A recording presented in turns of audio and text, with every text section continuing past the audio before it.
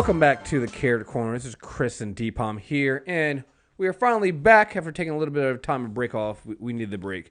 We are back to do part 2 of our Green Lanterns Character Corner. I was just talking to Deepom about this. It might end up being 3 parts. We'll play it by ear by the time we get through this, but I started reading through some of the stuff. I'm like, I don't have enough time. Like, there's too much. This is so wild because it reminded me how much I like Green Lantern. Yeah, no, I mean, here, I'll be honest. I've never read Green Lantern before. Bits and pieces here and there, but never really read. I mean, I knew, like with most things, general history, but never really read them. But reading this stuff, man, it's actually really good. Particularly the Kyle stuff was really, really good. The stuff we did in part 1 was actually pretty good as well. But it really, really gets good here. And obviously, we become Jeff Johns heavy towards the back half of this. And I'm going to let you lead on going forward with this because this is your wheelhouse. But I did want to say one thing, and that's just going through and reading this stuff. And something we've talked about before when we've done other DC character corners. Like I remember when we did Wonder Woman. And that was such a mess because, it had, she just has these weird places where it's like, yeah, we don't talk about those times anymore. And we did this over here. Or we can believe we did it. There's the whole thing that happened with New 52 where they kind of just rebooted the entire universe and got rid of things. It's like, it can get very confusing. And I think, to be fair, I think both DC and Marvel can get very confusing. Right. There's a thing where, I saw some people complaining about this, and I think it's stupid to complain about this. But X-Men Gold, I haven't read it yet, but apparently in there there's like 6 pages where they basically recap the entire history of the X-Men. And I saw people complaining about that, but I was like, well, first of all, if it's only 6 pages, that's pretty good. Considering everything the X-Men for all the X-Men shit you want to fit in there, it's a pretty good right. Pretty good effort. But I was like, you got to understand that the X-Men, it's not even that people are like, oh, well, that just means it's confusing and it's too much to have to read. I'm like, no. The reason why you need to do that is you get new readers on the X-Men Gold. The X-Men have a history that goes back to 1960s. And it's a pretty continuous line. It doesn't really reboot. It doesn't restart. It's like, it's an entire history there that goes from beginning to end.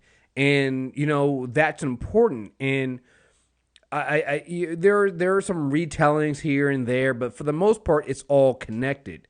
And, reading this Green Lantern stuff, I realized that, and I think similar, I don't know if there's any other characters kind of like it, but I guess Flash maybe? Because I was going to say, you can't say Batman. I guess the Flash, right? To say like it's a true legacy? Yeah, not even just a true legacy, but that you can basically start from the beginning, and you can and it's all connected. Because even when they had, we started with Alan Scott. I mean, they even rolled him into this universe, so his history is included in their history, so it's all still connected in one line. And that's what you realize when you read Green Lantern, and especially when you get to somebody like Jeff Johns. And I think that's the thing that. People talk about Rebirth and how good it is and everything like that, and the difference between Rebirth and New 52. But I really think that you need to get people like Jeff Johns who, and honestly, they believe more in DC's history than I feel like DC itself does. And there are things we're going to cover in here, and we covered it in the last show that happened in the last, in like year before Johns even joined up to write.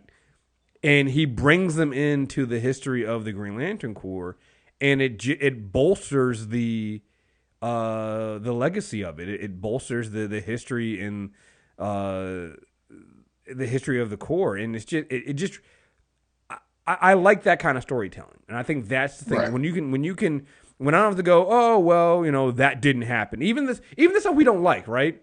Even this, if you didn't I hate Snap Wilson, but I'm glad it happened. Exactly, that stuff matters. It can be stupid, but it's still part of the thing. And you can find ways of taking the bad and still making it into a good and including in here. And that's what I've seen with this Green Lantern stuff. Like, it was surprisingly linear. And I was not expecting that, because you think about it, you have a mess. You have an entire Green Lantern Corps. You have at least four main lanterns, Earth lanterns, right? And Hal Jordan, Kyle. Eventually 6, but yeah, 4. Right. I forgot about that. 4 we're going to talk about today. And that's why I was like, yo, we might have to do because so much good. Because for all the things I don't like about what happened in 52 with some of the Lantern stuff, there are some good things, and you're right. There's a lot of good John stuff. There's a lot of great Hal stuff. They kind of shut Kyle to the side, which I don't really like. But we'll talk about it during this episode, because for me, it's an example of someone adding to the tapestry without burning the previous shit on fire. Right. And even down to, like we left off with basically Hal Jordan becomes Parallax, and the one remaining Guardian taking the last remaining ring and finding this guy in a bar alley. And I love that later on in the series, what the alley rat is what Sinestro calls Kyle Rayner. Yeah, Sinestro knows. He's like, Allie, you didn't earn that ring. Right. I guess you'll do is basically what Ganthet says. Yeah, it's basically what he says to him. I guess you'll do. And so we start with Kyle Rayner being the only Green. We're gonna say the only Green Lantern left. I think Guy is at this time. He's Warrior, but he's not a Green Lantern. John is crippled at this point, right? John's not crippled yet. He gets crippled during Kyle's run. Okay. He joins the Dark Stars. Okay, that's it. Donna Troy and Gallia Zed, another former Lantern, and they're kind of like, I'm trying to think of a good equivalent for them. People realize them. They're a lesser police force for the galaxy, and after the Corps falls, they're one of the groups that kind of steps up to try to fill that void, and doesn't work very well for them. Right. But let's talk about Kyle Rayner, because I do want to be honest here. So in 1994, I was a Marvel zombie. I was all Marvel all the way. I to this day, I'll defend Clone War, the Clone Saga and Spider-Man. Whether that's wise or not is beyond me, but I will. I thought X-Men and Spider-Man were my books. I didn't read Avengers. That's what I read superhero comic book wise. I was also 9 years old, but with Green Lantern 50. I didn't read Superman, so I was aware of Superman dying, and I think somewhere in some box I have the armband because I went to a comic shop that week. What mattered to me was the very first cover of 51, where Kyle's got the ring. It's striking. It's a new Lantern logo. It's a clearly new Lantern on the cover. You got to remember, visually, for fans who weren't in the character, at this time, Hal Jordan was an old white guy with literally graying on the sides of his head. Right. Like they had played up, and the way John retcons that later is hilarious. Yeah, oh no, I love it. But I love when he did it. I was like, oh wait, that's actually pretty good. It's really good, right? And it's such a small thing too.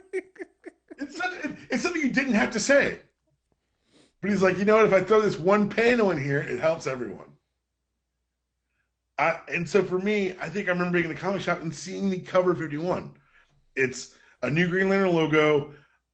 There's a Green Lantern that you've never seen before on the cover. It's over the Hollywood sign. Everything is visually telling you this is new, this is different. So in 1994, the Lantern books and a lot of books were dying out. Not dying out. The sales weren't as strong because of the speculator market. We talked about it before. People were buying for variant covers, buying for hopeful value in the future. And so it was harder for established books to maintain the sales. So editorial at DC decided that we're going to do something to shake up Green Lantern. They tied Hal into the Death and Return of Superman arc. They destroyed Coast City and drove Hal mad. We covered it all in the last character corner.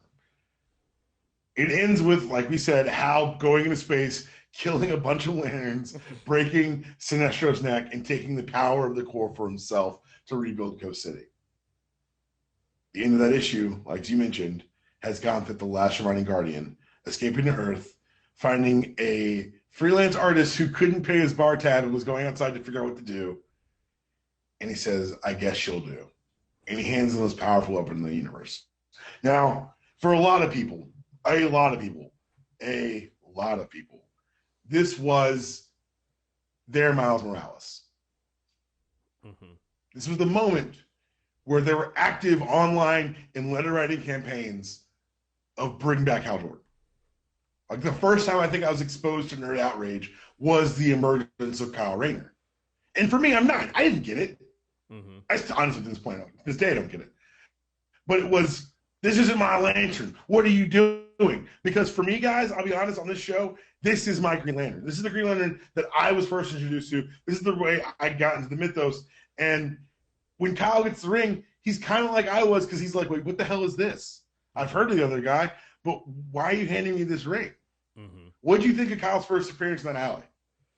Oh, no, it was great. I mean, because it's up until this point, you have Green Lanterns are chosen by their qualities. They're not literally on some, oh wow, so throwing up guy in the corner. Well, fuck it, okay. You know, they seem to be chosen by the ring. First of all, the ring chooses them. You know, and so it's a shakeup. It's different from everything else, and like. You say he's like the Miles Morales of back then. It reminds me of this is why when reading this stuff and reading what happened with Kyle, when we've had that argument about the diversity and everybody's like, well, Marvel's just they're doing it too soon. They're forcing diversity, and I'm like, yeah, guys, Kyle got the ring because he was throwing him in the corner somewhere. They drove Hal Jordan insane and had him destroy the core. Yeah, like I remember, like people were like, "Hey, love G Willow Wilson." Like she was, she was like, "Hey, but one of the points she made, I was like, I didn't agree with. She was like, "Well, you can't make some of these characters by killing off or turning their predecessors bad." I'm like, no, not really, because that's literally what happens with Kyle Rayner. Like. That's how we got Wally West. They killed Barry Allen. Right, they kill Barry Allen. Kyle Rayner literally becomes the last Green Lantern because not only do they just for Kyle it's even worse because not only do they just turn Hal Jordan bad, they didn't have Hal Jordan literally destroy the rest of the Corps. All right, he kills people. He kills the Corps. He doesn't just destroy the bad. He kills them. All right. Yep. So took Monica's arm. Right. He took her hand. Yes. In space. Yes. He snaps Sinestro's neck. All right. Like, so I don't agree with that. Like, I agree that, yeah, people will be upset, but they got to get the fuck over it. I'm sorry. Because. In tip of the cap, because for 10 years, it was Kyle. Mm-hmm. Kyle was the GL in Justice League. Kyle was the GL in Superman the Animated Series. Like, it's clearly an on-model Hal Jordan, but they throw Jordan hints in there. But if you go to that animated series episode, it's Kyle Rayner. Mm-hmm. It's something that they really embrace, and the DC said, no, this is a change we're making. We're going to stick with it. And for me, creatively did a good job. Let's talk about the creation of Kyle Rayner. It's created by Ron Martz, longtime comic writer, and artist Darryl Banks. If Darryl Banks' name sounds black, it's because he is black. He designed the first uniform. He's the first artist to work on Kyle. They designed together. And, so the story of Kyle Rayner ends up with him getting in the ring, taking it really lightly, with just a quick origin story. His girlfriend, Alex, is telling him to take it more seriously. She helps him design the costume. And then she gets put in a refrigerator. Yeah. There is a website called womeninrefrigerators.com, or maybe an old site. I was going to bring it up, yes. That is the place where a hairdresser from the Pacific Northwest wrote a very long screed about how women in comics are used and how they call it, quote unquote, fridging women. If you ever heard about fridging a character, this is where the term came from, where the character only dies to give the hero more pathos. That person who wrote that long screed on that website, who called for diversity in comics, called for equality in comics, was Gail Simone. Yep. So when I tell you that speaking out against things that are obviously wrong, it's not just the right thing to do. It could get you a fucking career. You think? Like, Gail was like us. Gail was talking about comics, loving comics, but she wrote fan fiction. She was just a fan. But she was so incensed by the treatment of Alexander DeWitt, who we'll talk about more as this goes on. I'm talking about Kyle, because he's so inexorable. I think they did a good job retroactively, making her matter more. Mm-hmm. But yeah, in the moment, like, even as a kid, you're like, wait, we just met her. Yeah, it's four issues into Kyle's run. They kill his girlfriend and stuff her in her fridge for him to come home and find. By what Major Force, I think, is the one to kill. Like, it's such an unnecessary thing to do. And yeah, no. It's like one of the. It was very much over the top. It was forcing an Uncle Ben moment on a character that probably didn't need one. And that's the thing. I think that's the thing about it. Like, there's a character that, unlike he didn't need the Uncle Ben moment, Right. because there's plenty of there's plenty of other stuff there, but this wasn't really good. Yeah, and they really kind of lean into the gauntlet, fighting him in the alley because they play up, especially early in College Run, that all Green Lanterns are chosen because they're fearless. They have the ability to overcome great fear. Kyle, it was shown later, was chosen partially because he understood fear and was able to embrace it. So when Kyle starts, let's just get to the powers real quickly. He's a standard Green Lantern, create constructs of his imagination. He's an artist, so that allowed some of the artists working on this title the freedom to make more impressive and creative constructs, fewer bubbles. And that's what that's the first thing that stood out to me is that his constructs, and because of his creativity and him being an artist, and that's one thing I like about the Green Lanterns is each lantern, I think it's during Rebirth. When Hal kind of explains how each one makes their contract. Right, and you can see that, and Kyle, and that's the first thing that stood out to me when I was reading them, because I think I read some of the earlier issues, but then I jumped down to 129 and stuff like that. Reading those, and I started seeing just what Kyle was doing, and it's like his creativity is off the chart, and what he can do with his ring was something that stuff you didn't see other lanterns do before him. Just a concept. It was.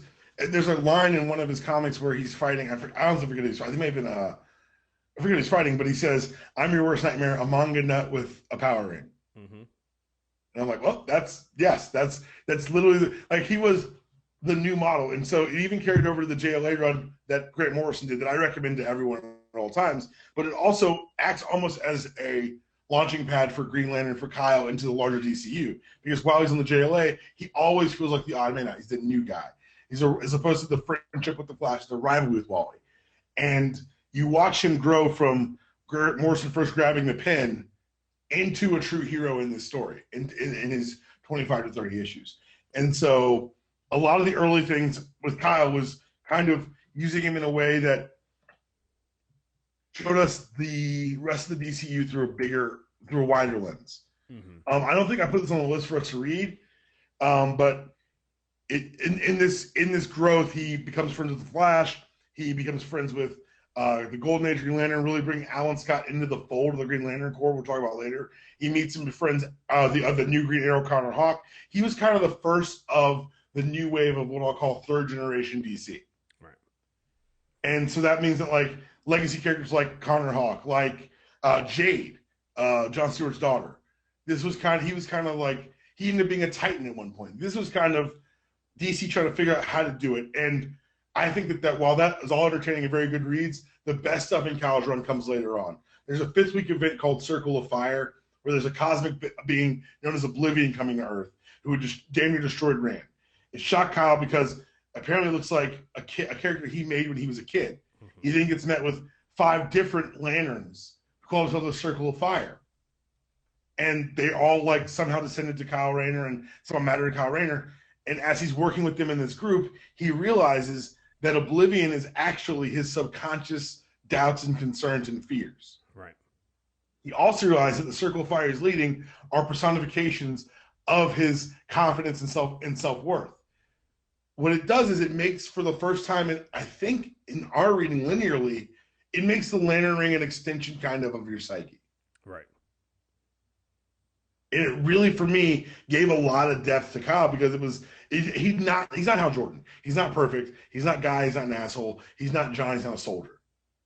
He's a guy who was given this ring, given this weapon, and said to deal with all this shit. You know what I think that became really interesting with Kyle, and how they did it. And I guess because of you getting rid of the rest of the core, and again later on, you still have him getting some mentorship from Guy and John, and even they eventually bring a Hal Jordan back from that's not an earlier from the past. They bring Hal Jordan in.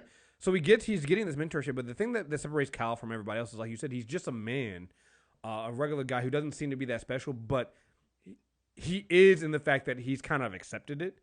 I think that one time they said that like he's accepted his fear because he's faced rejection from like his the fear of rejection is one thing he has because he's an artist, and he's one thing he faces every day and just keeps on going about it. And it's not that he doesn't see fear, but he knows how to face it. It's just it doesn't scare him, you know. And it gives each of the rings and each of the Green Lanterns their own personality. But Kyle is just so much different from everybody else because of the circumstances that he was put in, and it makes a really, really great reading. I couldn't agree more. Before we get into like the further growth of Kyle, because I could talk about Kyle for this entire character corner, it's important to also recognize that Hal Jordan's still around at this point, and at this point, Parallax is a pain in the ass. Yes, to say the least. I feel like it's fair. I feel like it's fair to say he's just a giant pain in the ass because at one point he starts 0 hour, he goes back in time just to recreate time. It's messy. It's kind of convoluted storytelling, kind of the big let's sell some hollow covers in the 90s, and it's fine. But they finally get around to the business of redeeming Hal Jordan in Final Night, I think is what it's called. So what happens is a sun eater is eating the sun, and it's causing the earth to be covered in darkness. Superman loses his powers. This is how we get Superman red and blue. Like it was a big DC event, but it culminates with Parallax with Hal Jordan entering the sun and absorbing the sun eater, and at the same time sacrificing himself to save the world. Right. So for a lot of people, and it was kind of even handled in story really well, I thought. For some people, and it's carried on, they see Hal Jordan as redeeming himself in his final act. But they said that some people say that he's always been crazy. This was just a little bit of sanity shining through. But after he saved the sun, he left a remnant of that power in the sun. And Kyle ends up having to take it and becoming Ion in one of the best 4-issue arcs I've ever read. Yeah, that is that's volume 3. Those are issues. He gets the Ion power in 145. I know. Yeah, he gets it in 145, but the arc is 142 and 150. Basically, getting the power of Ion, he basically attains godhood. I think as you put it. Yeah. I mean, he can do all these things. I mean, it takes his power to another level. Oh, we should before we go to Ion, we should probably go back to his power arc. So his ring is different from everybody else's, and it was the last ring made from the battery. So his ring does not need to be recharged. And his ring needs to be charged, but it doesn't work on the 24-hour scale. It's more like it's more like a gas tank. Right. And his and this is always a funny one. He doesn't have the weakness to yellow, which turned out to be funny sometimes when he's dealing with enemies who have dealt with other Green Lanterns. And it's like, I'm gonna use yellow. It's gonna be fine. He's like, why? What's wrong with yellow? It's like, I don't. What am I not supposed to be able to do something with that? And again, remember they took the impurities of Parallax out of it, and they get into that more later on. But so he's already in a way has more power than some of the other Green Lanterns before. Totally. So then he gets the power off. He's a different Lantern. He's a completely different Lantern. But just again, comparing to Miles Morales, the same thing. It's like Miles Morales got a different power set than Peter Parker did. He's also younger, more inexperienced, so that's where Peter Parker can have the leg up on Miles in that regard. But Miles has all these other power sets that Peter just doesn't have and doesn't know what to do with. So. He becomes Ion, and he gets to do he can make he travels between time. It's a really weird power set, but so he can be at this point he's dating Jen Hayden, and he'll be on a date with her. He's like, yeah, I'm here with you, but I'm also in this sector over here across the universe. I'm over here. He can be in multiple places at the same time.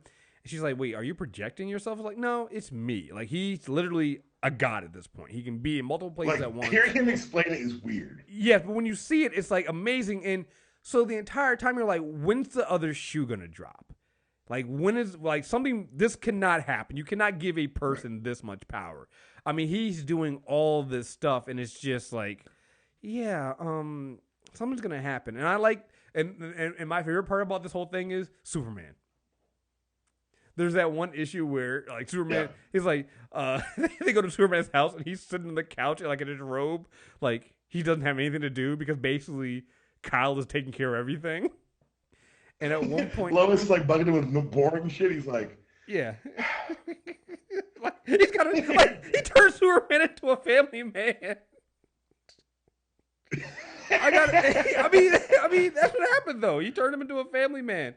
I'm trying to see if I can find it, because there's a part where he's talking to Superman. Superman kind of breaks it down for him what the problem is, and I think Superman kind of tells him, it's like, listen, we're not. Yeah, here we go. I got it here. Well, I've been paying careful attention to your activities the last 4 days, and there's absolutely no denying it. It's extraordinary. The sheer girth of what you've been able to accomplish is staggering. Thank you, Superman. Come for you, that means everything to me. I'm glad you think I'm making a difference. You are certainly doing that, and it goes beyond rescue, meaning the mistakes, accidents, disasters you're avoiding. That's more. It's more. You've been creating fertile environments, infusing barren locations with the ability to prosper. It's astonishing. And then I think I skipped that one thing, but he basically says, Kyle, we have to strike a balance between protecting people and maintaining a sense of order and becoming too great of a force in their lives. Too great of a force? I'm doing more than I ever have done to help people. I'm finally at a place where I can make a significant difference. You've always made a significant difference. Don't condescend to me. You know exactly what I mean. I'm different now. I'm better. This isn't ego at work. I'm not on my high horse. And I know you aren't coming to me out of some sense of jealousy. I know you're better than that. So if you're leading up to showing me the secret handshake of the big time superheroes in this pep talk, then I tell you the pep talk, it needs more pep than talk. So please just spit it out. Fine. Our job, our purpose is to protect people in the grand scheme of things. We keep the world spinning on its axis, proverbially and literally. When the unimaginable occurs, we step in and throttle the life out of it. We allow humanity to keep on living. But we don't do the living for them. People have to make their own way, Kyle. They have to do for themselves. We need police to enforce law, firefighters to douse the flames, doctors to heal the sick. Humanity helping humanity. And when you take all of that out of their hands, they aren't living. They're being kept. And when that happens, it changes. The admiration comes from the security we give them becomes worship. Faith in higher being is one thing. Faith in higher being who lives among you is another. So yeah, Superman basically tells him, it's like, hey, listen, this can't go. You can help without being God, right? Because at some point, I can't remember what planet it was. He basically goes and he ends the Civil War. Basically, like, imagine if you use present day life, right? We have the Civil War going on in Syria, right? Mm-hmm. And there's no good answer to it, right? Because you got to basically bring both sides together to the table, and nobody's trying to talk. Kyle's solution was basically go in there and said, anybody, like, I will be there to stop you guys from lifting a finger against anybody. So you can't throw a rock, you can't throw any, like, and he literally has himself, because again, he can be in multiple places at one time, watching over this planet 24/7. And granted, one of my favorite Lantern quotes is, "The opposite of war isn't peace. The opposite of war is creation." Yeah. Mm-hmm. And he stops the war, but you got to think about it. It's like, that planet isn't living anymore. They can't do anything. He's keeping them, he's maintaining order, and by forcing them from being able to make choices. And even though choices are bad. And so I think after this pep talk with Superman, he goes out, there's a fire, and he sees it, and he was going to go help because they sees a fire crew, and they're bringing out this old woman out, and the fire explodes, and he's about to go and help him, and he decides not to go. And he sees that, hey, the firefighters did the job. They were actually able to save the woman. And, Kyle makes a decision that, and I think that this was the thing that stood out to me. Kyle makes a decision that, and later on they kind of retcon why Hal didn't do this, but having almost the same kind of power Hal did, Yeah. Kyle makes a decision to relinquish that power and basically restart the battery in Oa. You know, and basically allow them a way to restart the core. I think he allows it so that the Guardians have come back. They're now babies. Yeah, he brought back the Guardian and said, maybe you guys can learn more being children again. Right. You know, and he basically, so he, again, like you said, like he goes with creation and he relinquishes this power, this godhood he has willingly, which is not something we see very often, right? Like, I'm watching this going, this is going to end badly. Like, this is going to end with them having to tell Kyle he's gone too far. There's going to be a fist fight, and then maybe he'll relinquish it. But literally, all it took was literally a conversation with Superman going, hey, man, might be too much power for one person to have. I want to think about that. You're not letting people actually live. You got to trust them to live themselves, and you can't. Because basically what Kyle did was he became he wasn't like a dictator like Sinestro on his planet. That's kind of what he was doing. Mm-hmm. You know? He was 100% right. Basically stopping all crime everywhere. No matter how petty it was, no matter how, he was stopping everything. And granted, it hadn't turned to fear yet, and mostly it was worship. But eventually, you know, it would have become fear. So, but even the worship's like a weird place because Superman shows him, look how many churches I have online. That's crazy. People worship you. He says, here's how many you've had, and you've been doing this since last Thursday. Right. Right. He's like, this is crazy. No, that's crazy. Yeah, this is crazy, Kyle. Like, you need to reel it in. And I love that, like you said, it's a very human, it's almost like another example of why Kyle is such a human lantern. Mm-hmm. He gives the power. He recharges the central power battery. He fixes Oa. He brings back the Guardians. And then what else does he do? He fixes his ring so it can't be stolen again. Right. And he gives himself a goddamn haircut. Mm-hmm. Yes. Like, even Jade says it in the comic, like, you gave yourself a haircut. Like, he's like, what? You had the power of God, and the first decision you made was to give yourself a haircut. That's just how human you are. Right. And he also changes the suit into what, for my money, is still the best lantern suit anyone's ever worn. Yeah. Yeah, no, that suit was awesome. Also, go ahead. Go, you had it. No, I was gonna say also. I think way before. I think after he talks to Superman, he then goes and he has another. He uses his power and he goes. He goes finds his dad because up to this point, we Kyle is he has a mother. He's basically raised by his mother as a single parent. He doesn't know. He knows his father left him.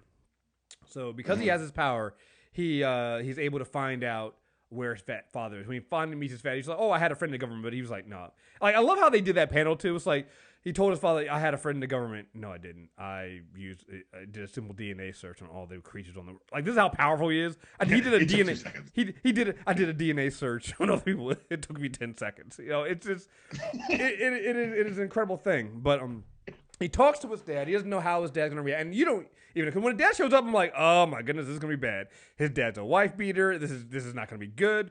But it turns out that everything you thought you knew about, or you thought you would think about Kyle's dad is false. He had basically been working for the CIA. He had met his mother, Kyle's mother, when he was on assignment. They fell in love. They tried to bring him back. Now, he tells Kyle a story that isn't true. But Kyle, being who he is, can find the truth and it's even better than what his dad is trying to do. It's more heroic than the story. Right, it's more heroic than the story his dad's telling him. And it's actually really, really sad. Basically, his dad knew that his mother and didn't want to stay on the run. They were being chased after by people. The CIA sent more people after him because they wanted him back in. And so he knew that in order for her to be truly free, they had to think that she turned on him. So basically, they agreed on this that he would hit her, so she would have physical evidence that he attacked her, and then leave him and had nothing to do with him, and like he went on the run. But then you also find out, and Kyle is reading his mind. He had just been playing around with that power, so he didn't get fully into there. So he gets that information. He finds out that his dad is a good guy, and he's like, and when he wants to tell me the truth, then that's fine. And he leaves. because Kyle hadn't really been working on his mind reading skills at the time, he didn't know that his father had been following his entire career. He had a scrapbook. He even artist knew, all the way to being old. Yeah, all the artwork. He even knew that he was a Green Lantern. Like he knew all this. I mean, he had been following his son's development all this time, and it's really one of those like really just heartwarming things that I also think that I also really enjoyed about Kyle's run. They felt really human, because when you had Hal Jordan or even John Stewart, because they were the Green Lantern Corps existed then and the Guardians were there, it always felt like at the end of the day the Guardians didn't give a fuck about what was happening on Earth. You're a Green Lantern, your duty is to us. And so you would and the Guardians themselves removed all emotion. So you didn't get that stuff. With Kyle being Kyle and only having himself to work on, you get some really emotional arcs in here. Before this, you get Terry. So he ends up joining. What was the name of the company he gets hired for? Kyle gets hired for. Oh, I can't remember what. I honestly forgot. I forgot, but he ends up getting hired by this outlet, and they love his comic work, so he gets they hire him right away. You're gonna have a weekly strip, and that's your deal. So they give him a 16-year-old assistant, and at this time he's dating Jen. Kyle's dating Jen, and Terry's always getting like his 16-year-old assistant, little kid, so he's getting kind of angry every time Jen gets over. And you're like, wait, does he have a crush on Kyle? No. Then you later find out that yes, Terry's actually gay, and yes, he has a crush on Kyle, and so you get this moment where Kyle has to sit there and talk to the 16-year-old kid who is still, and it's not even that Kyle is that Terry's out. Like his parents don't know. He's like struggling with his own sexuality himself. So you have Kyle sitting there having to talk to this young kid who has a crush on him. And, he makes some mistakes here and there, but it's like, it's a really touching story. For 2000 comic books, it's really well done. Yeah, I mean, it's, again, compared to some of the things you see now and how clunky some movies and things are when handling things like this, it's pretty well done, and they do some really good things with that. Like, it's just, it's a, I think in 51 or 52, Terry's hurt and attacked by the gay bash. By gay bashers. Him and his boyfriend are attacked. Like it's like you said, it's some really good socially conscious stuff in there, particularly for that time period of the early 2000s. Like I didn't see that coming. It's wild because I know we talk about like, particularly on some of our other character corners, about how much we like to see certain writers take care of their characters. But Ron Martz was never super like protective of Kyle. He let Morrison write him in JLA. He obviously loved the book Green Lantern. And when Judd Winnick found his place writing Kyle Rayner, it really kind of was a perfect marriage. For those who don't know, Judd Winnick is a cartoonist and writer. If you grew up in the 90s, you may remember from Real World San Francisco, when one of the castmates dies of AIDS during the season. And from there, Winnick started a foundation in his old castmate's name. And when he wrote comics, he was determined to infuse them with social consciousness. So when he was chosen and tabbed to write Green Lantern, that's where Terry Bird came from. That's where the evolution into Ion came from. And that's where the gay bashing, My Brother's Keeper, I think is the name of the arc, comes in. And people love and hate Winnick. Winnick also is the one who brought back the Jason Todd in Batman. So people have a lot of love and hate for Judd Winnick because people felt like this was, why are you putting your politics in my comics? Like this happened in 2001. Isn't it funny though? Isn't it funny how past his prologue here, like people go, man, I just want to go back to normal storytelling. I'm like, you motherfuckers. Comics have always done this. Like this is, like, I'm sorry. I'm gonna say this rant for the end. I'm gonna do it now. Like reading this stuff here has made me so angry from the stuff I've been hearing from I'll say from black nerds themselves who are going, oh man, this forced diversity stuff, man. I just want to get back to regular storytelling. I just want to get back to focusing on storytelling. Like You idiots. When you tell me that, you tell me right there, you don't read comic books. That's all you're telling us, because there's a long-standing, established history of comic books being used to tell important stories. It's the reason we have the comic code. It's the reason why DC took the comic code off for the Speedy on Heroin story. It's the reason why they break these barriers. There's a reason why this story wasn't an Eisner. Like we did it last the last character corner on Green Lanterns, where you had John Stewart. You know, you some of the stuff like that whole arc right there. The what was the arc called? The Hard Traveling Heroes arc. You know, all of that is covered in that stuff. So like, whenever I hear like, especially when they try to turn it into, well, you know, this is why DC kicking Marvel's ass right now, because they got back to story. I'm like, you do realize that DC did this stuff too, right? You realize that these characters, what made these characters so good. You know, because another thing we didn't mention in here as well, when Kyle meets his father, that's when you also realize that Kyle's also half Latino. Yep, he realized that Kyle's his father's cover name was Aaron Rayner, but his actual name was Gabriel Vasquez. Yeah. And he looks at Kyle and says, "What? You didn't think your dark hair came from all those Irish Rayners in your family, did you?" Right. No, I'll tell you, that was a great line. It's like, come on, bro. You looking? Come on, dog. Come on. Like, really? You thought that's where you got? Come on, man. You didn't at any time think, you know. So they asked Winnick why he did it. He said he said, "I thought he always looked Mexican." But he did. I mean, but so it's like, so here you had, so you got to remember again. Going back to, I just want my own character back. Forced diversity. This is literally a retcon on this race. They replace Hal Jordan, white Hal Jordan, the greatest Green Lantern ever, with a Latino Green Lantern that had more power than him. Yo. And eventually, in story, is greater revered than him. Yes. We'll talk about that, but there's a point, a very big point, where Kyle surpasses Hal as, in story, the greatest Green Lantern. Hands down, yes. So after Kyle, like I said, he abdicates the power of Ion, he gets the new suit, which I'm going to keep bringing up because it's the best Lantern suit he ever wore. And then after the gay bashing of Terry, he breaks into jail, gets the confession out of the guy to find the other guy who did it, brings him to jail, and then turns to Ginny and says, "I love Earth, but I can't defend it anymore." It was a real moment of like humanity and this heroism, because he says, "I love the people of Earth, but what just happened with Terry, I don't know if I have it in me to protect these people." Mm-hmm. And that's real, because you never see that in a Batman Superman, like, I've seen the depths of humanity, better go out tomorrow night and do the same thing. It's realistic to be like, this has taken a toll. Mm-hmm. I don't have faith in humanity. Let's get the fuck out of here. Yeah.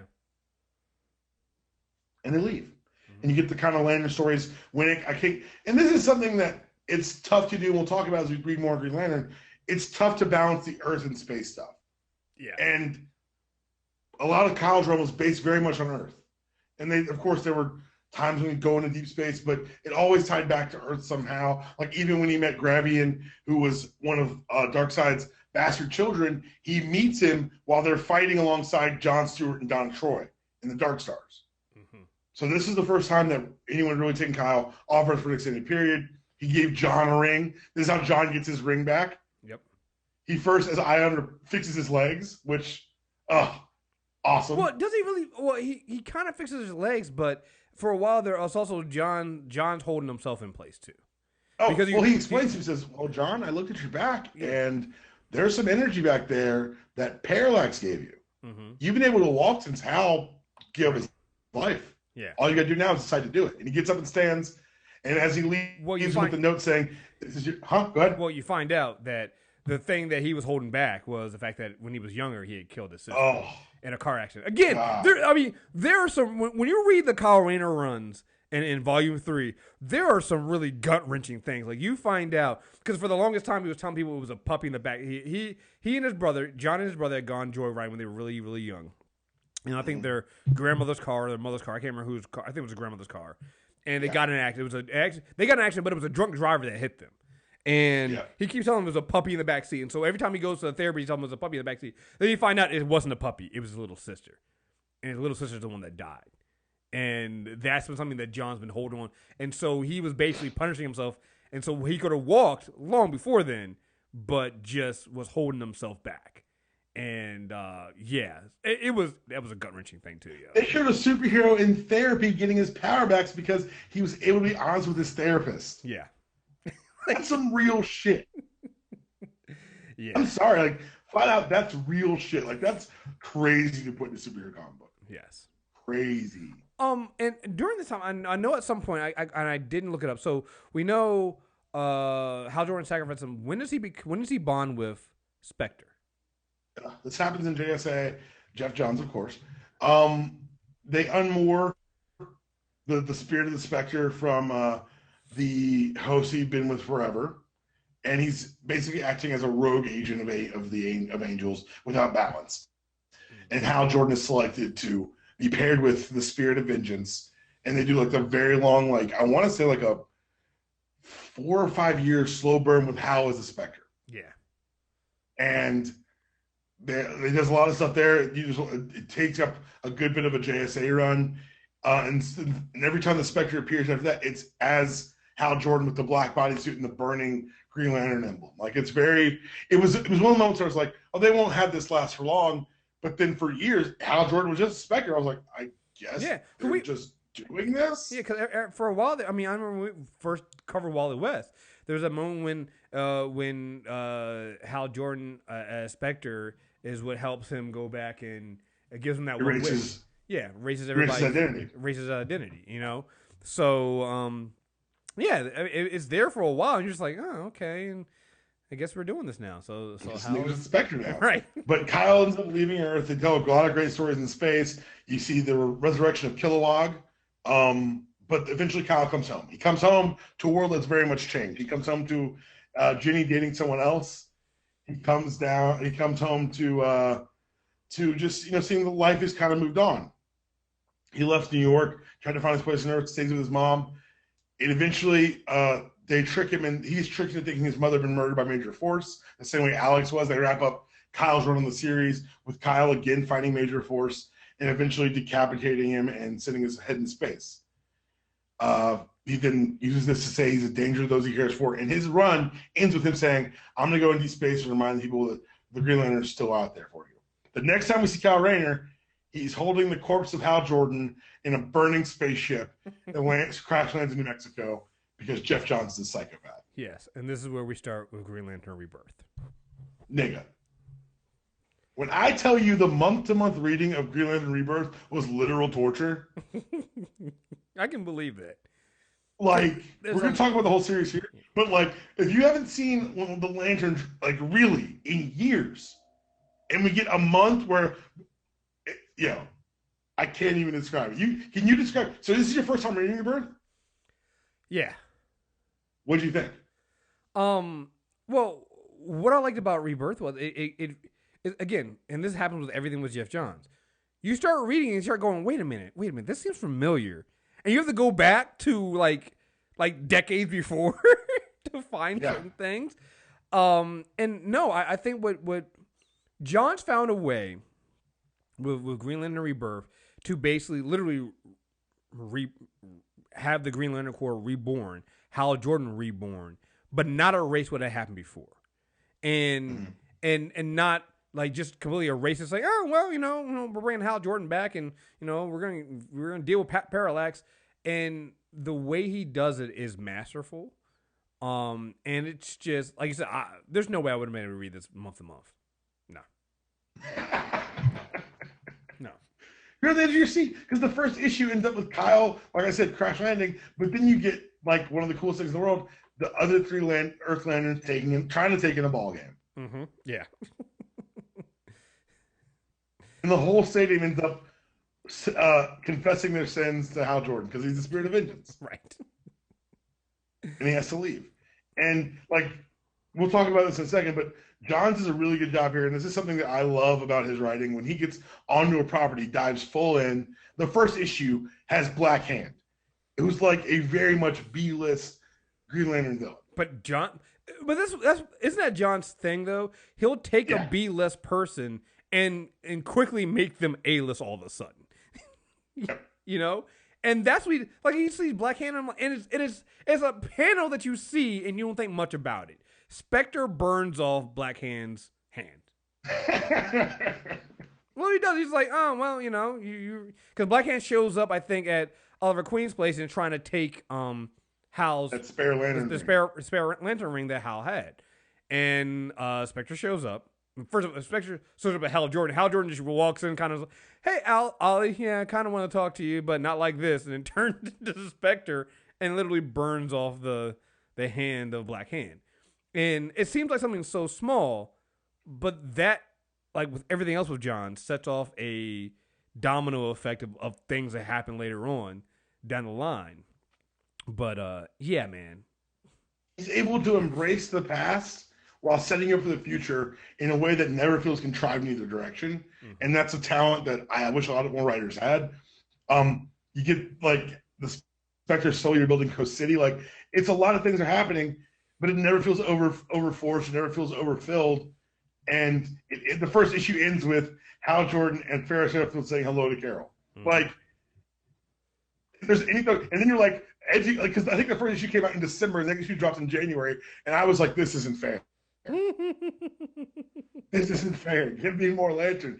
But by the end of the series, you're right. The core is back. We've explained. So, and I think people do call it a retcon, but I don't see it as such. It explains the weirdness that was the Parallax run of Green Lantern. Yeah, I don't think it's a retcon either. Go ahead. Yeah, I don't think it's a retcon because to me it doesn't change. Because to me, a retcon would be you make Parallax and they make Parallax to be revealed a parasite creature that feeds off fear. And a retcon to me would mean that whatever Hal Jordan did as Parallax would be water the bridge and forgotten, and we wouldn't talk about it. But that's not what happens at all. Like, it becomes a big deal actually later on after you get through with Rebirth. With the other Green Lantern's not even fucking with him anymore, right? And there's a whole thing with Batman throughout this entire Rebirth series is basically on some. Wait, are we really going to trust Hal on this one? Do you know what he did last time? No, are we going to? I remember this shit, right? Yeah, we I don't trust him. No. That's not Hal. Like, no, we're not gonna do this. And Hal having to punch the fuck out of Batman. Yeah. And of course. But like it's like you're right. It's so well paced and well done, and each lantern gets their spot to shine. You can see why each one matters, and you get Kyle feeling the yellow impurity for the first time, and you get Chris. We get an explanation for the yellow impurity. Yeah. Because is it not the dumbest shit in the world that the most powerful weapon in the universe doesn't work against a primary color? Mm-hmm. And they explain it. And it makes sense. Mm-hmm. And it feeds future storytelling. The yellow impurity is retconned into the embodiment of fear. So Parallax was a fear parasite that had been trapped in the central power battery. So everything that was made from the battery had that impurity in it. Because Kyle was made after the battery was destroyed, the power wasn't there.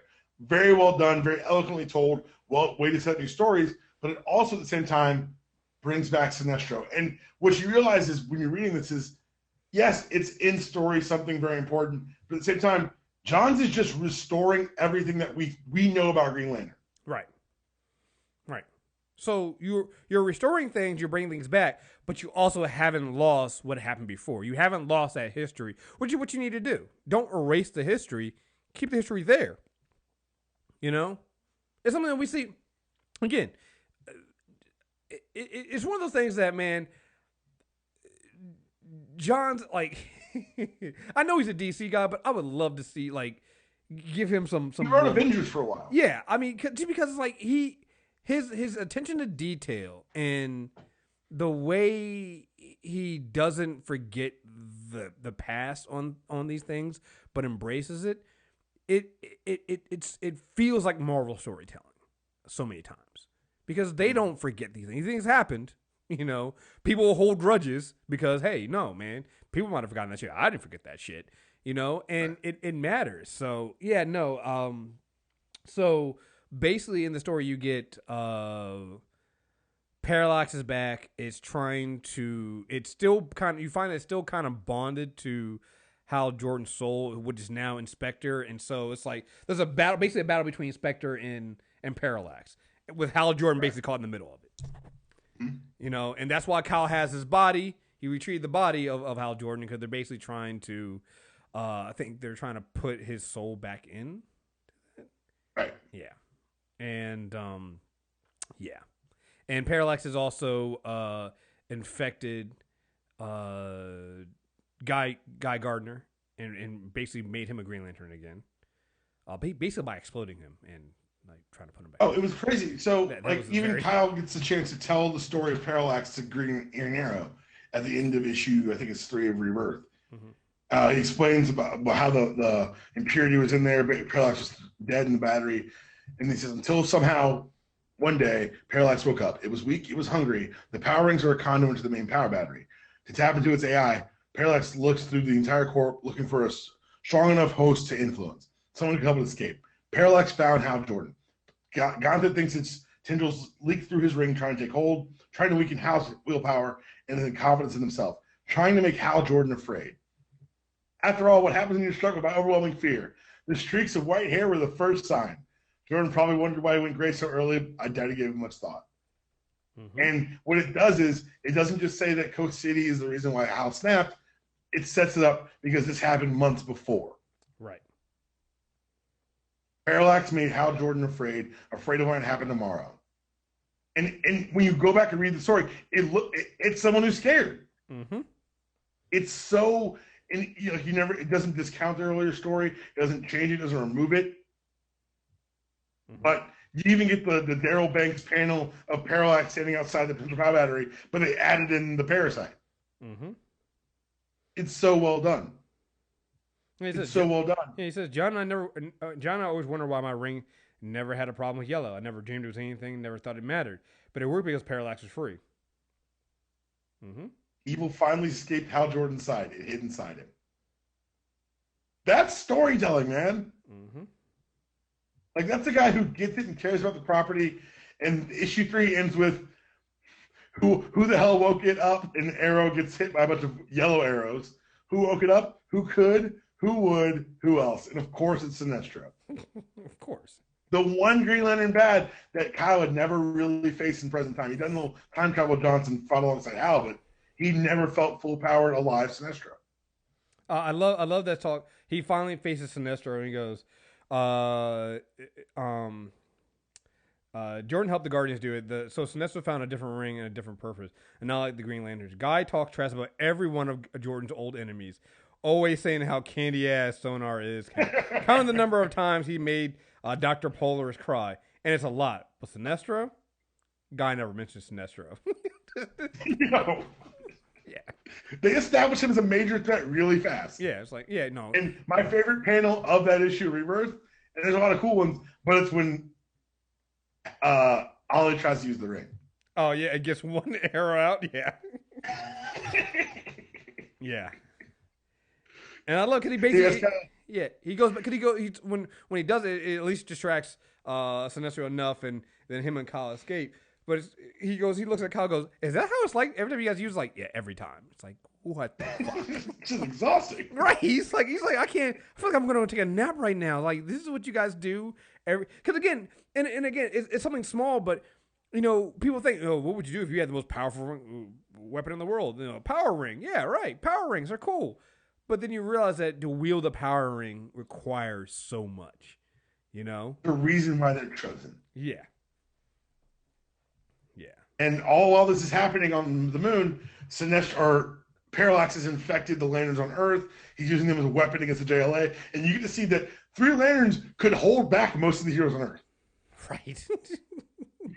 It's very, John did a really good job of, 1, making Sinestro a threat, 2, establishing that being a Green Lantern makes you special, and 3, we don't really fuck around. Right. When the green, if a green, because he basically what happens, I think, with because it's Parallax that infects. What is it? He infects Guy, John, and Kilowatt. Right, and so. And with John, it was basically just not he's tired of being bossed around, and he goes off on Batman, and then it just goes bad from there.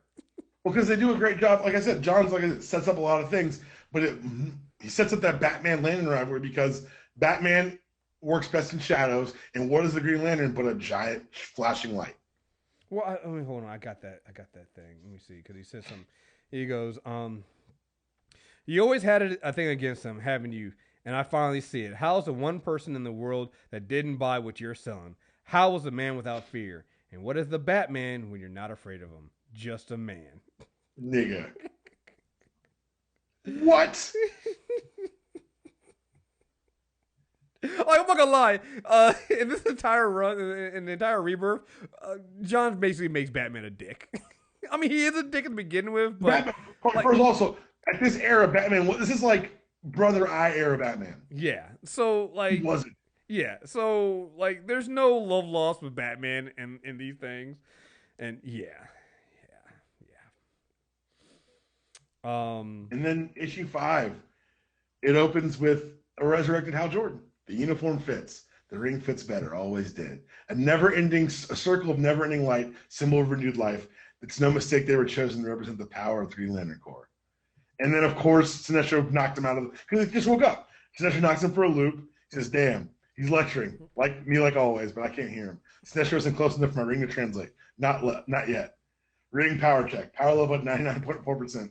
I don't hear any voices. No, nothing inside screaming, "You cannot do this," or telling me to go find myself. No more soul-switching road trips. I'm Hal Jordan. Man, pilot, Green Lantern.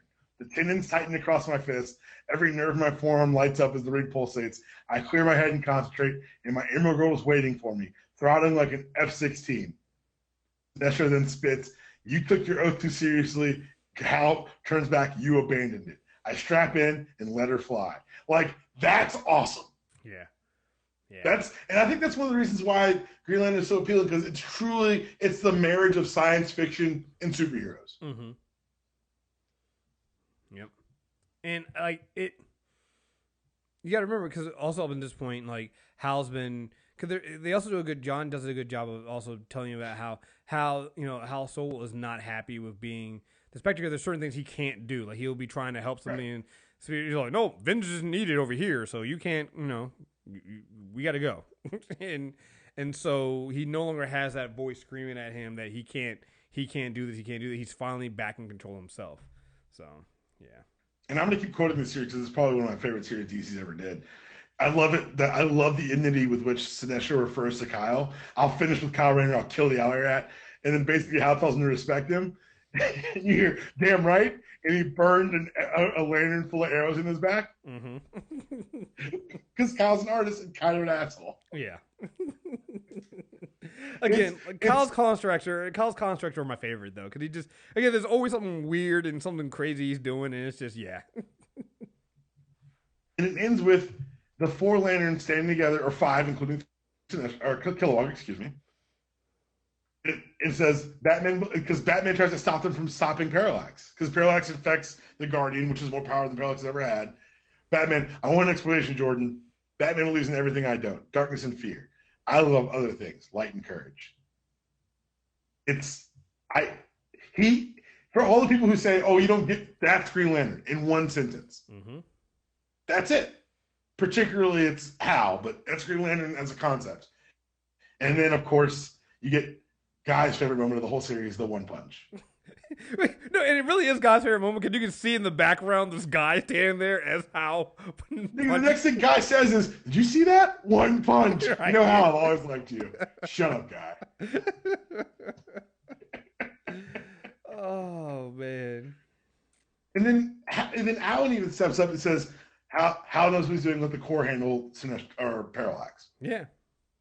And you get, like you mentioned, the first time really the delineation between everyone's constructs. John's are built because he's an architect.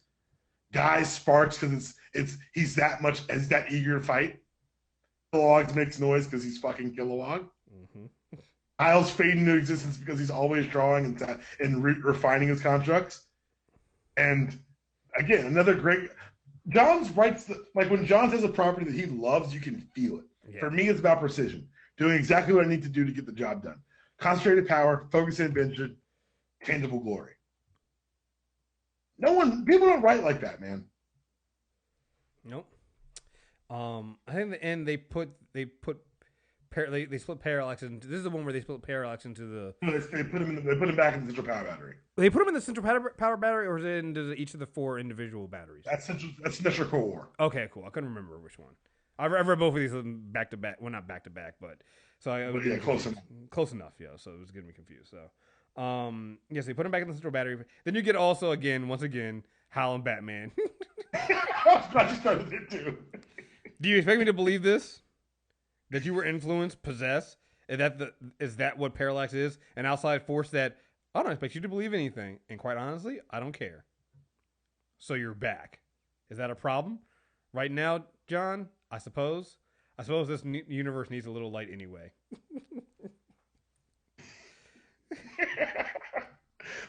And then the very end, because Johnson's a masterful writer, Ollie hands him back his battery. By the way, over the ashes of Black Hand's hand, which will be a big problem going forward. Right. I found it in your locker at Ferris, your power battery. I can never remember that. Still can't remember that damn oath. Hal, I'll never forget it. Because a cheap way would have been to have him close with the oath. Mm-hmm. A bad writer would have closed you with the oath. I would have closed with the oath because I'm a bad writer. John's, I'll never forget it. And you see what he's wearing burning away to the cleaner in uniform. Like when I tell you, you could reintroduce a concept and make it the coolest shit in the world in 6 months. This is what I'm talking about. Yeah. That's it. He nailed it. It's unbelievable. And from there, we get spinoffs into 2 main series kind of coming out of there. Green Lantern on Earth, which is going to be Hal and John's story. And then Green Lantern Corps, which is happening in space with Kyle and Guy. And like you said, you were mentioning before how it's really hard when you have one Green Lantern to balance the whole Earth. And for a while, that's what they were kind of doing with even with Hal and with Kyle. You're trying to have focus on one Green Lantern and trying to balance between his earthly duties and also being in the universe. But when you have 4 Earth Green Lanterns, and they kind of explain that later on why there's so many Green Lanterns from Earth and the significance of Earth, you can put 2 and 2 together. You can put 2 on Earth. You can then put 2 out into other sectors, and you can split them out into other books. So you have Green Lantern Corps, the book, and then you have the Green Lantern. What's it? Guess Volume 4. Yeah, Volume 4. Yeah, it's Hal. So, and we read parts of both, right? Yeah. And which series hit you better? And I hate doing that, but put a value on both. But I was a bigger fan of Green Lantern Corps because you got the diversity of all the aliens. So I'm going to say just the other Green Lantern Volume 4 just because I read that one more. I didn't get Green Lantern Corps until this morning, but I read some parts of it, and I think that probably would have been more because, like you said, you get the rest of the Corps. You get the other stories that you don't get because the Hal story is also good too, mainly because. And what I liked about it is, like you said, it's not the retcon. It deals with this shit. Right. And I think that's why that Volume 4, the start of Volume 4 is really good because you get Hal back and you're like, oh, well, everything's fine and dandy and everything's going to be okay. No. Like, they're rebuilding the Corps and it starts off with, hey, some of the newbies don't know who Hal Jordan is. So it's fine. Mm-hmm. But I think, I can't remember who it is that says it was like, yeah, but eventually some of them are. And I think you finally get the Lost Lanterns who are... the ones that were the last ones that were recruited by the Guardians to try to stop.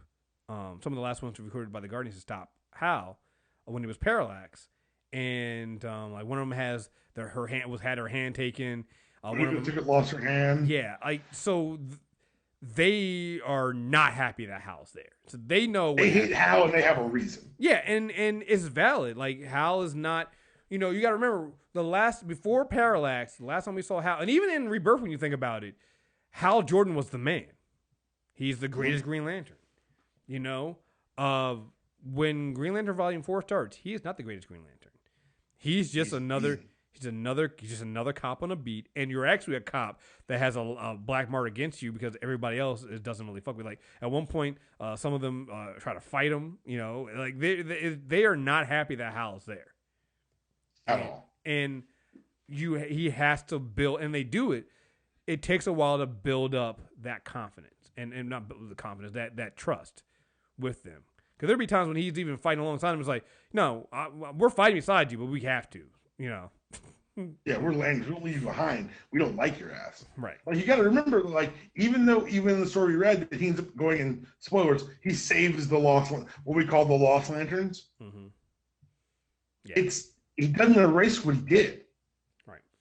And you're right. He does save. Like, basically what happened was, we didn't talk much about the Manhunters, but the Manhunters have been around throughout the series. I think in that first series we got when the run right before Kyle becomes Ion, he was dealing with some Manhunters, and the Manhunter. You find out the Manhunters are being led by Hank Henshaw, Cyborg Superman, and which ties back into Hal losing control because Coast City got destroyed. Exactly. And he has some of these other Green Lanterns, some of the ones that we thought were dead, some of these Lost Lantern, and Hal and Guy disregard, because here at this point, again, remember, you think about Guy, you're like, oh, Guy is, he's an asshole, blah, blah, blah. He eventually gets promoted to the honor guard, and he actually technically outranks Hal at this point. Like, that's how far down Hal has gone. Like, Hal has to work his way back up. But Hal and Guy go to rescue these other lanterns, and even when he goes to rescue them, they still don't fuck with Cal. I mean, with Hal, and at all, and rightfully so. And I love that. I think that's why I really like that, because again, like we said, it's not a retcon. Like, even like you look at Rebirth, we go, oh, he retconned with Rebirth. Not really.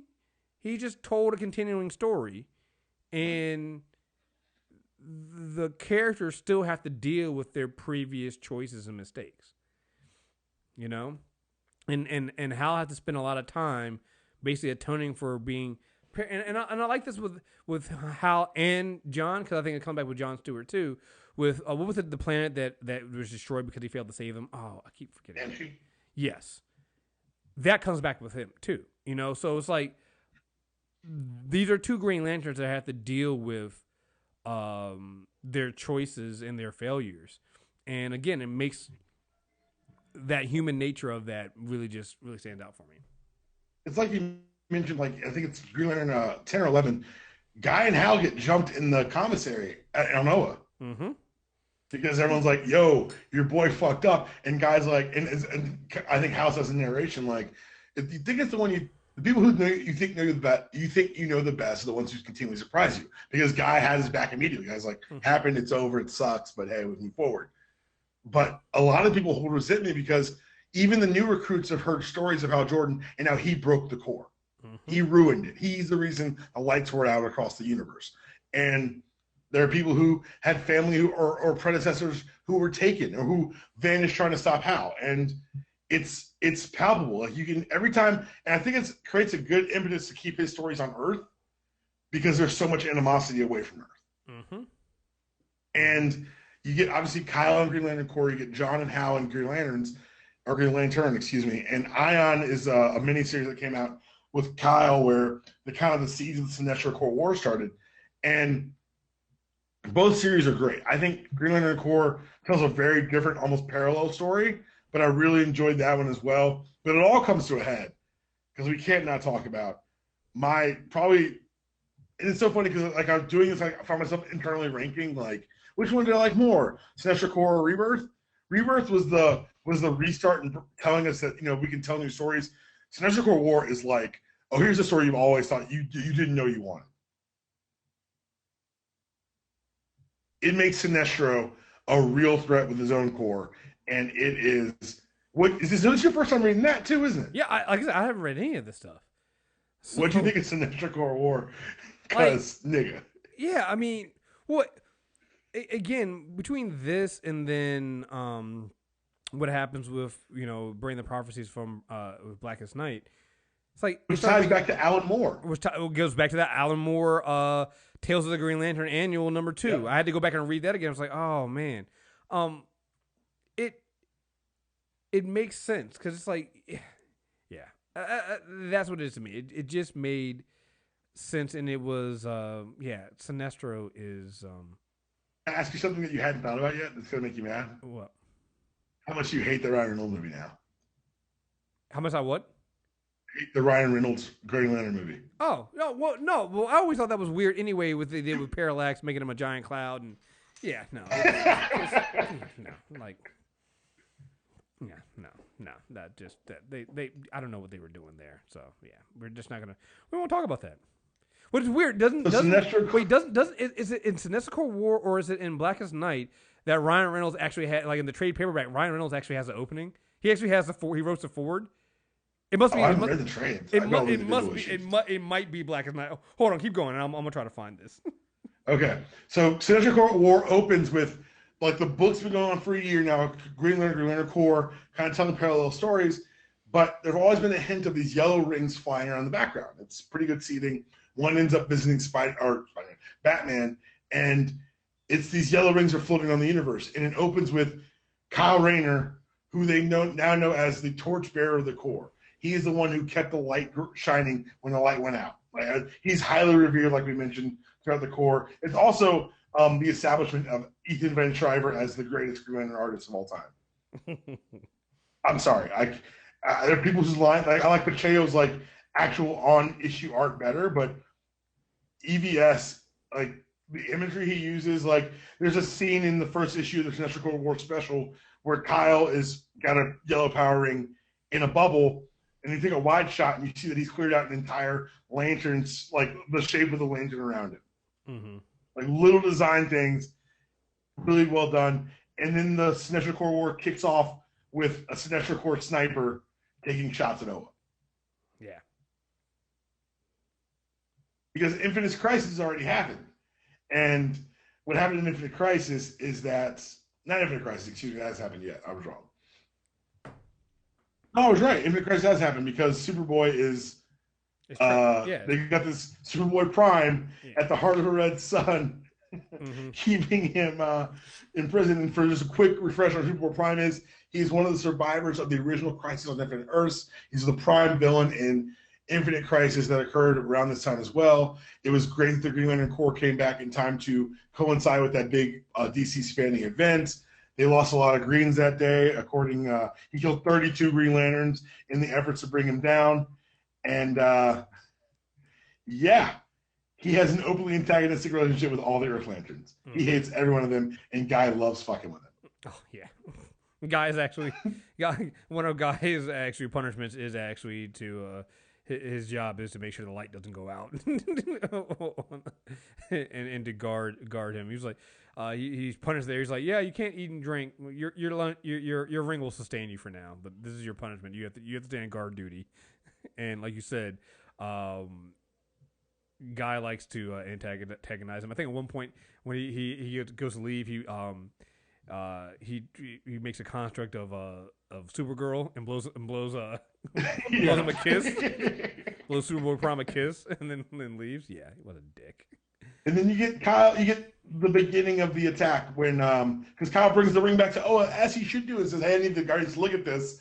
And Kyle, and even Guy jokes like, they wouldn't see me, but they'll see their precious torchbearer. Mm-hmm. And you find out that Kyle's mom was killed by a Sinestro Corps member, a sentient virus, which is awesome. But if you're talking about aliens in a core, a sentient virus is a pretty good one to do. Well, that's the thing that I like. Like that probably would have seemed weird if you don't read go back to those Green Lantern Tales of the Green Lantern Corps annuals and then in that book, because when you read that you start seeing the other Green Lanterns of that and how it could be insects, it could be like insect aliens and stuff like that, and it could like any life form could technically be a Green Lantern. So having read that, it didn't seem too weird for me. I was like, oh yeah, of course that makes sense, but if you haven't read that stuff and you're like, wait, what do you mean that's just stupid? No, go back and read. Go back decades and read those books, mm-hmm. and you'll see that that's actually valid. Like I said, it's just sci-fi in action. They give all these things, these ideas, a bigger platform, and then you get Kyle gets shunted to Quard, which is in the animated universe, where Sinestro had been building his resources since Rebirth, mm-hmm. and you realize that the Green Lanterns have a very big problem. A very, very big problem. A very big problem. And because even even Kyle can't beat all the Sinestro Corps. Mm-hmm. And Sinestro's able to find a way to instill fear in him by telling him about the death of his mother. Yes. So you read the whole war, right? Oh yeah. What'd you think? It's a lot. It's so much. But it is a war, and I think that's what got me about this was how much of a war it was. Like this is you hear Sinestro Corps war, you're like, oh, okay, cool, a couple people here and there. So no, like there's at one point where when like the Green Lanterns get attacked, they're getting their asses whooped, and like they're like you keep seeing ring search initiated, and Green Lantern and of sector such and such is deceased, and like it's just happening. Like there's bodies dropping all over the place. It is ridiculous. To the point that they get so desperate that the Guardians have to change the book of Oa and add in new laws, because the one thing the Green Lanterns couldn't do before was kill. So they've been trying to fight against the Sinestro Corps, which can kill, and it's been killing them. And the Sinestro Corps, like, they know, it's like, well, you guys can't kill us, but we can kill you, so. Right. John's using the Sinestro Corps war to kind of set up, like we talked about, a lot of the Alan Moore stuff, the War of Light forthcoming, the emergence of Sodom Yat, the greatest Green Lantern, as they call him, the next Ion, as they put the Ion. And it also establishes that, like, not only is Parallax the embodiment of fear, there are other entities that are the embodiment of the other. There's a willpower entity. Like it's such good world building at the same time telling an amazing war story. And you get at the very end, you get Sinestro admitting that this was his goal all along, to make the Green Lanterns a better police force by allowing them to kill. Mm-hmm. Mm-hmm. And I mean, it's harrowing. They put the characters through the ringer, like. Kyle becomes the host of Parallax. Mm-hmm. And you kind of get to see, and I love the way he did it here, because he could have been like, oh no, it really was Hal was trapped, but you get to see how Kyle feels with Parallax taking the wheel. Mm-hmm. He's really trapped. He ends up getting out, gets his lantern ring back. The Four Musketeers, they call themselves, help take back Earth. Of course, the good guys win the day, but it's a moment you talked about after Rebirth where they split Parallax into all their batteries. Yeah, they have to. There's also, I think you learn about Mogo, the living planet too, and why Mogo shows up. Yep, because it's such an important, because they attack Mogo, and you can't understand, like. For the longest time, you always hear about how Mogo is such an important Green Lantern, but it's the living planet. You're like, why? You find out that Mogo is how the Green Lantern, when the Green Lantern rings go to search for a new host when a Green Lantern dies, is because of Mogo. And if you take out him, then the Green Lantern rings don't go anywhere. And so the Sinestro Corps, part of their battle is to take out Mogo. And so because they're Sinestro Corps, they've got their own sentient city named Ranks. Right, and they got their own. Yeah, it is. So it's basically planet versus planet, and Green Lantern versus Green Lantern. We tell you with the war on a lot of scales, that's what we're talking about. Yeah, I mean, it is a huge scale. People die. Like when I say people die, they die. Like new Green Lanterns die. Old Green Lantern, like people die. Like bodies are dropping all over the fucking place. It is a lot. It's a lot, but it really reestablishes kind of the Lanterns as who they are and what they're going to be in this new mythos, and kind of what they each mean. And I really enjoyed the Green Lantern Corps book. I read the Fallout issue from Sinestro Corps War, where they kind of relaunched Green Lantern Corps with Guy and Kyle as the primaries, and not just Guy. But you also get to see the fallout of the war, how it affected the rest of the Lanterns. Right. Like everyone's kind of like one Lantern is literally sitting in the bar and just saying the names of every Lantern who fell. Yeah, it's like I'm doing this to honor him. Each and every one. The least I can do is speak their names out loud. Why? Who's going to hear you? Everybody. Nobody. I'm not asking you to understand it. It's something I want to do. It's something I have to do. How many do you have left? 432. Mm-hmm. And these aren't like cannon fodder red shirts. These are each one of the people who died had the most powerful weapon in the universe on their finger. Well, not only that, but some of them you have gotten to know. Some of these are some of them are ones that when you're reading these issues, you've gotten to know, and you got to see their names and stuff like that, and you build something up. And so when they do die, you're like, oh wait, they did kill that one. Oh shit. Okay. Like I said, So I mean, the follow-up issue shows you that, and it shows you Kyle and Guy figuring out that their place is no longer on Earth. Kyle goes to a planetarium. Art director, great place to work, and a great offer. They've got a solid staff, private funding, and I can contribute to the programs. What I can contribute to the programs would blow their minds if they only knew it was a bit more than my imagination I was depending on for inspiration. So why the hell can't I make a decision? Jupiter's a great red spot. I remember once I had to fly in the middle of that freaking storm and pull Gardner's fat out of that fire. Come to think of it, he still owes me a dinner for that save. Like, they very much have no place here. And then you see Guy, let's say days later, he's in his rental unit in New York, and it's Guy drinking and eating cereal in his rental unit, throwing a map, throwing lantern, construct darts at a map to figure out where he wants to live. And eventually, he decides that they need to go back to Oa. Mm-hmm. And he and Kyle end up being the honor guards.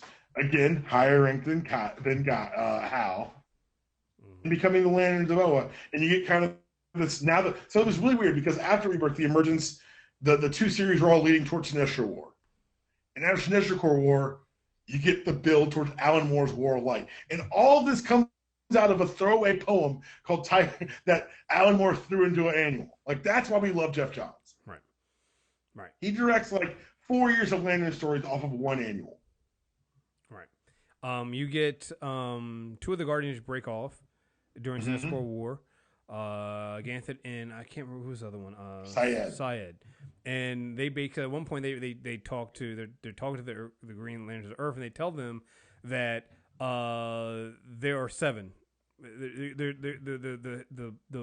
The lost book of Oa, the last pages of Oa, of this book of Oa, talk about 7 potential cores. So you already know the 2. You have the Yellow Ring and the Sinestro Corps, Fear, and then you also have the Green Lantern Corps with Willpower. They also mentioned 5 other ones, and they were talking about the War of Light. And I guess between Sinestro Corps War and Blackest Days, when you start getting these other, you learn about more about these other corps. You learn about, I think there's I didn't read these yet, but it was like I think it's Rage of the Red Lanterns. You get that one. Agent Orange, that deals with the Orange Lanterns. I know Ganthet and them they form the Blue Lanterns based off of Hope. There's also ones with there's another one there. Sins of the Starfire, which are are those Violet? I think those. Yeah, Violet. Those are Violet. Power of Love, and then there's the Indigo Power of Compassion. Mm-hmm. So and they do a great job. Like, we'll talk about that in a second. But like the last issue of Sinestro Corps War, it opens with, and by the way, if anyone's interested in these issues and you've read these issues and you see like these large splash pages, there are great interviews with Ethan Van Sciver about how he composed them. There's one, I think, there's a double-page spread of the Heroes of Earth and the Green Lanterns fighting the Anti-Monitor on Earth. Yeah, it's crazy. And there's an interview with Van Sciver where he describes it that he drew the page like you'd hold your hand open. So, and that's kind of how visually it's supposed to work. It's really beautifully done. But it opens with the 4 Earth Lanterns getting the parallax split into the batteries. And like you said, Gauntlet explains what the War of Light is. And you see the rise of the 7 colors. And there's a huge 2-page spread. And think about it, if you're reading this month to month, Green Lantern's 25. They've been leading towards the Sinestro Corps War. But in 25, they show you a 2-page spread of war between 7 different corps. Yes. It is an awesome spread, yo. It's so like it like as you're reading, like, I want the story to end, but whatever's next looks pretty badass as well. Mm-hmm. And what I love about this, the other thing too I love about Johns' writing is that he does things like that. He seeds them, and you see them, and you're like, wait, so if that's what's coming next? That's, by the way, when I said that Ryan Reynolds did an opening, it was for Green Lantern Secret Origin. He did the opening for the game. Oh, yes, okay. See, we'll talk about that issue in a second, because I love that issue. But, Yeah. It's crazy because they didn't use the Green Lantern books to kind of... So this is 25 issues of the Green Lantern book led up to this point. And then the next, I call it 30 issues, lead up to Blackest Night. So you get the War of Light, the emergence of these other cores. You explain, like, we're not going to go in depth here. Like, maybe we will. I don't know how we're going to have to do that. But, like, maybe do a Blackest Night comic book club or something. Yeah, you know what I'm thinking? Maybe we should we end it before Blackest Night because it's just gonna take too much long to go into Blackest Night or do you want to Yeah, just let's end it here, and then we'll start next part three, I guess, describing the War of Light, the emergence of the different cores. Then we'll talk about Blackest Night and all the things that happen after that because you got. All right, so after Blackest Night, technically Jeff Johns left Green Lantern, and some of the writers who followed did not show the same level of restraint on telling I think that's a nice way to put it, on telling stories involving that are large scale sweeping stories. That was actually John's always I said that was actually very nice of you. Like I was expecting way more. It took him 2 years to get the Sinestro Corps War. Like all these other kind of events that happened afterwards, be it the war of, I think it was the rise of the Third Army, the War of the Green Lanterns, the rise of the First Lantern. If you start hearing words repeated, imagine how annoyed I am. Yeah, it just gets a little weird, a little heavy. They then destroy the core and bring it back. It's a whole bunch of stuff. We're going to cover it in part 3. I've actually been reading New 52 Green Lantern because self-care isn't always the thing I do the best. But yeah, we'll talk about that next time. That's probably the best. This is a really good selling point because Sinestro Corps War is really good. Yeah. I was thinking about that as I was reading this stuff because I jumped to after Sinestro Corps War, I jumped to Blackest Night and read it, but then I also know that I have all the other stuff leading up to that. I'm like, I think I need to read that stuff too. So it would give me time to come back. So let's come back.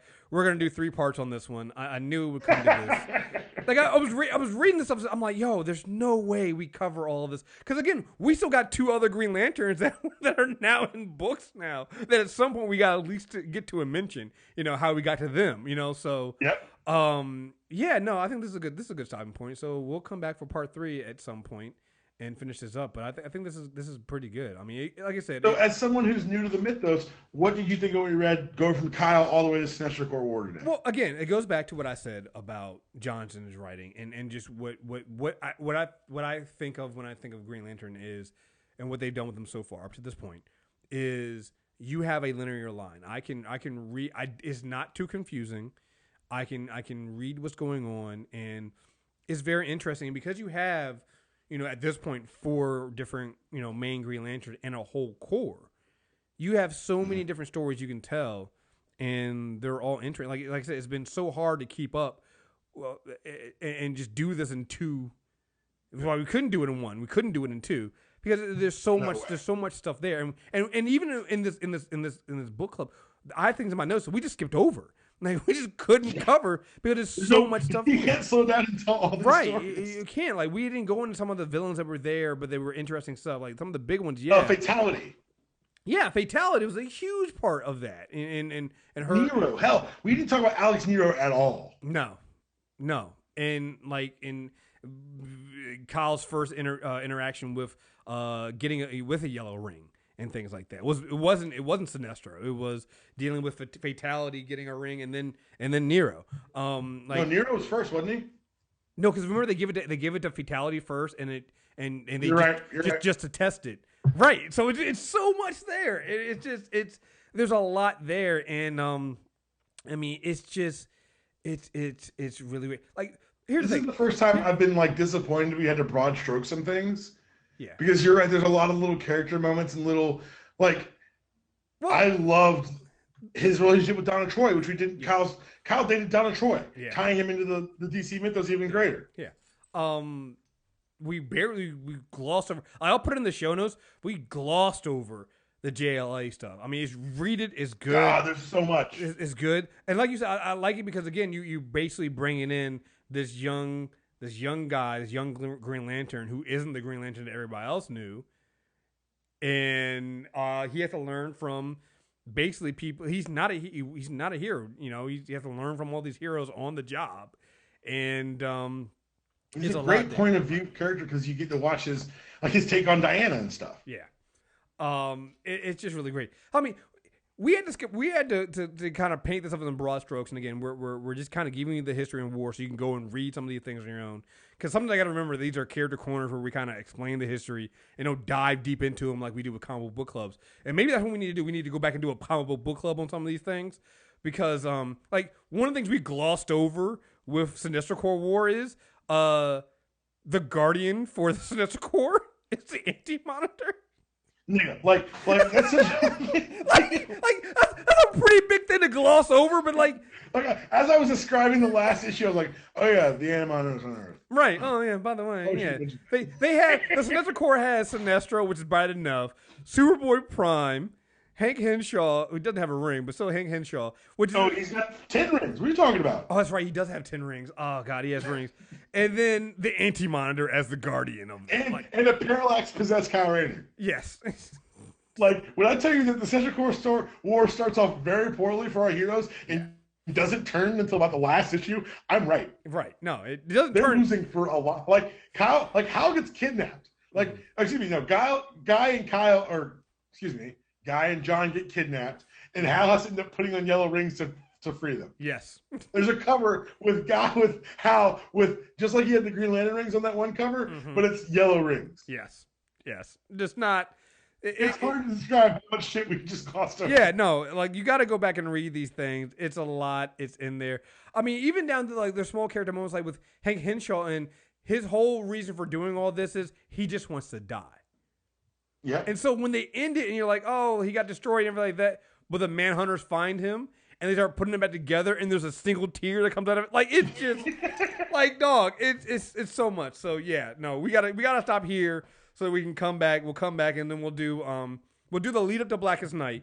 We have all that stuff, and then we'll do the stuff after Blackest Night that comes out. I guess we do Brightest Day, and then the stuff that comes after that, and then we'll end up with where we're at now with the other two Green Lanterns we bring in, and that should cover that. I think that should be the end, and we'll do 3 parts for the Green Lantern stuff. I think we'll get there. So now Green Lantern is now on the Doom level. Yeah, Green Lantern did. Technically, well, there's also 4 of them. Well, I'm about to say, yeah. So technically, yes, but not really, because Doom required 3 off of Doom himself. This we literally, like, for instance, the first 30, 45 minutes of this one was basically us talking about Kyle. So yeah, you know. I can talk. And again, like I said, this is like for people who are like, I grew up on Peter Parker's. This is my Green Lantern. Yeah. I could talk about another hour about Kyle Rayner. Yeah. I can issue. I owned most of that like 100-issue run of his. Yeah. So. All right, folks. There you guys have it. That is the Green Lantern. Maybe we'll come back and we'll do this one soon because, like I said, we can probably do this one quicker than the other ones because I've read most of this. So maybe another 2 weeks or 2 weeks or so. Well, actually, it can't be 2 weeks because you'll be gone. We'll figure it out. Maybe first weekend in May or something like that. We'll go ahead and do this, and then we'll come back to some of the other stuff we had on the list of stuff to do. But we'll finish off Green Lanterns and get it out of the way. But again, guys, thank you guys very much for listening. Character Corner on iTunes, Stitcher Radio. Leave us a 5-star review on iTunes, and we will read it on air. Remember, June 17th is going to be the day we're aiming for to have our live podcast here in D.C. near AwesomeCon. We're not doing our AwesomeCon panel. I'm hoping to get more information. As soon as the venues get back to me, I can set it up with everybody else, and we'll let you guys know. But still come out. We're doing something that day. So just put it in your calendars, mark your time that you're going to be out here chilling with us. We'll let you know what's going on with that. Again, sign up for MTR Premium. If we get 200 subscribers, as soon as we get 200 subscribers, we'll bring back live shows. That includes maybe this show. Every now and then we'll do a live Character Corner or we'll do a live Super Tuesday. So bring back, maybe UD-Pod. Maybe a UD-Pod. So 200 subscribers. As soon as we can do that, we can afford to pay to have that streaming service and go from there. So sign up, go to mtrnetwork.net. and look for the MTR Premium and sign up for your account. It's $8 a month, guys. It's really easy to do. And it's a value at twice the price. Yeah, it really is. It's the stuff we're putting out here, and I still got episodes to put out yet. I do know. I think we're doing next weekend. Depop's going to be back. One, you're going to be on the Sandy Check. You know, I know that you got the UD Pod. Obviously, you're on the Sandy Check next week, and then we're also doing Comic Book Club. That's going to be on Premium for Hellboy volumes 1 through 3. So that should be fun. And then the end of the month, I have, for premium accounts, again, we have Nostalgia Review on Predator 2 and Danny Glover's Sweat Glands, when I can't wait to talk about. So it's going to be great. So I'm telling you, no, their Sweat Glands are their own character. I'm not saying that to make fun of them. I'm just saying that is just a statement of observation. It's just an observation, and they should have their own IMDb page. So I'm just saying. So. Anyway, guys, thank you guys very much for listening. Until next time, we are out of here. Peace.